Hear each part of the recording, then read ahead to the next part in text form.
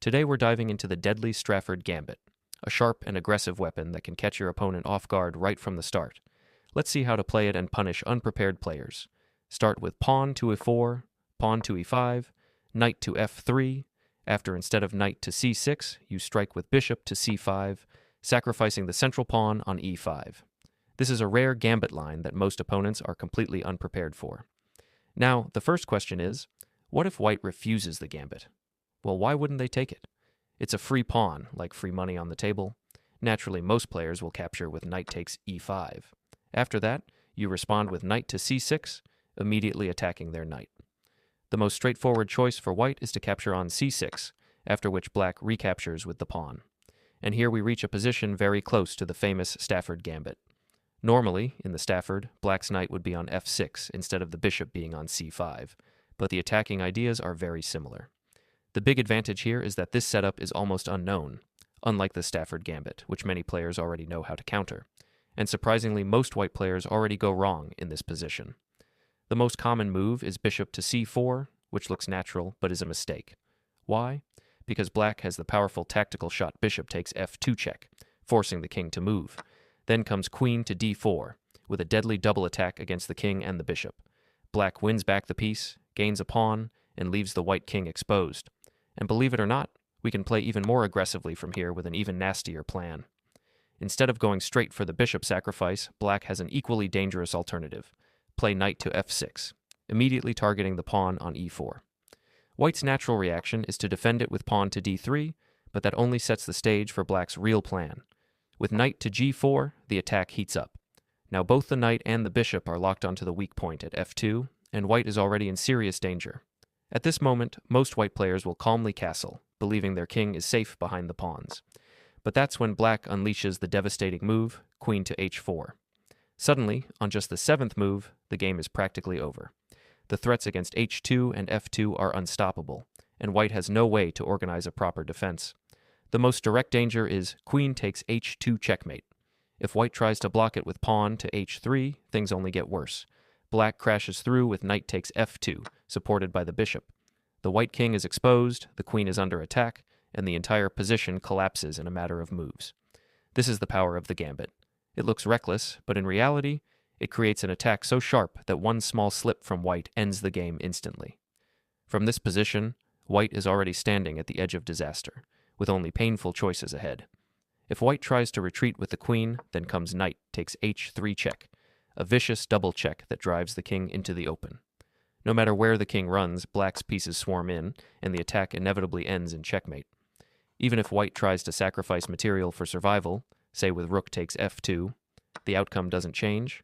Black replies with queen takes f2 check, forcing the king to h1, and then delivers a stunning finishing blow that ends the game in style.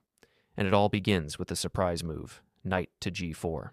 A move that looks simple, but is incredibly powerful. White suddenly faces impossible decisions, and whichever option they choose, the result is the same. Their position collapses under black's relentless attack. If white makes the mistake of capturing the bishop with the pawn, the game ends instantly.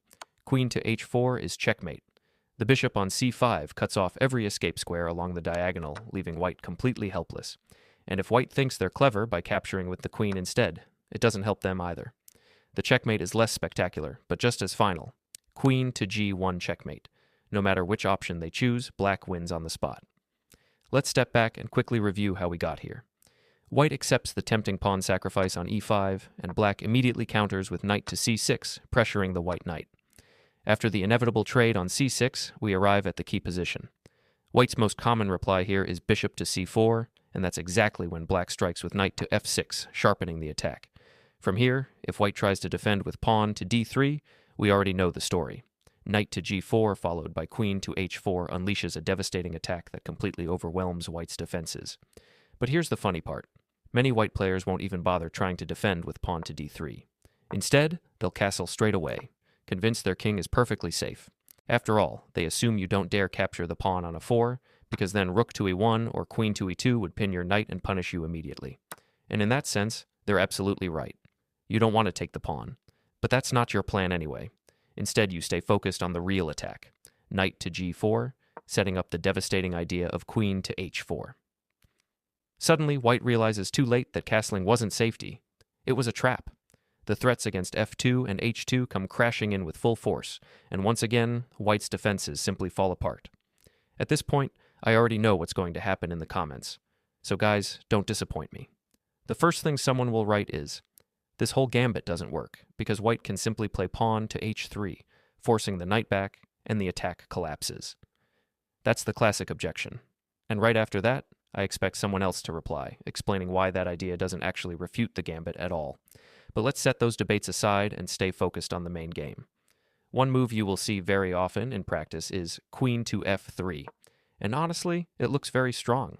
White's queen comes closer to defend the king side, and at the same time, white threatens checkmate on f7 with queen takes f7. On the surface, it feels like black should be in big trouble here. But here's where this gambit really shines, because instead of panicking, you calmly continue with the plan. Queen to h4. Yes, you completely ignore white's threat. At first glance, that looks insane, because white can indeed capture on f7 with check. But the point is, it's only a single check, nothing more. Once that check is over, the tables turn. White suddenly realizes they still have to deal with your crushing threat of checkmate on h2. And no matter what they do, their position collapses. The queen on f7, instead of saving them, often ends up misplaced, while your attack keeps rolling full steam ahead. So not only is queen to f7 not the refutation many players believe it to be, it actually helps you because it lures white's queen into a bad position while your attack lands with deadly force.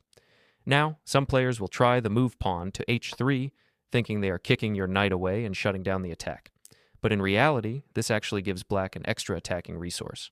After pawn to h3, you don't retreat, you strike with rook to f8.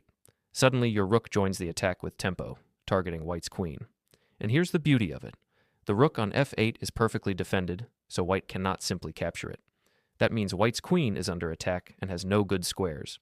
In fact, the only move white can play is queen takes g7, but then you reply with rook takes f2 check, and it's completely game over. White's defenses collapse instantly. From here, checkmate is trivial. For example, after rook takes f2, you can follow up with queen to g1 checkmate. Black's pieces overwhelm the white king.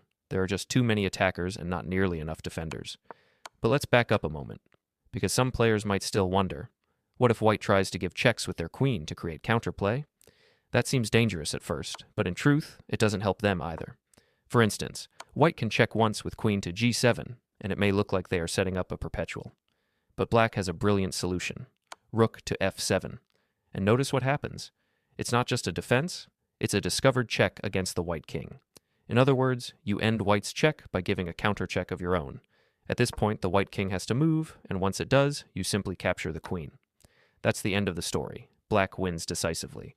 So not only does this gambit give you a powerful surprise weapon, but even the so-called refutations only make your attack stronger. Thanks for watching.